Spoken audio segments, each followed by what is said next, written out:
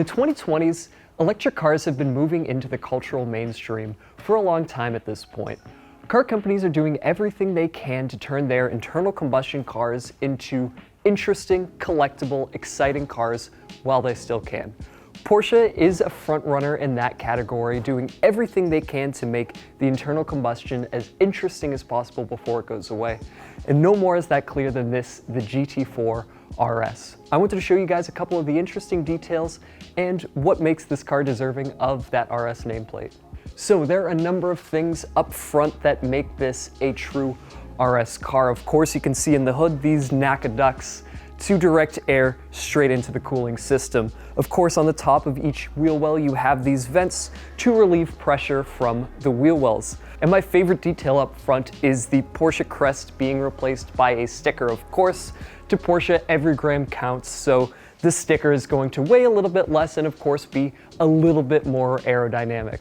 Because this is a Rennsport model, there's a lot of changes to the steering and suspension system of this car. The suspension has been stiffened up by over 50% in the front compared to the regular GT4.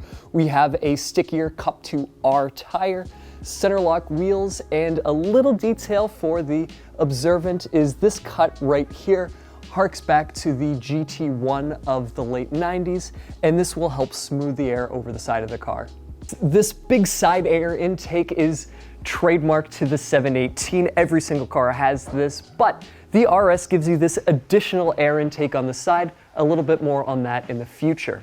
Coming to the back of the car, we have a swan neck spoiler.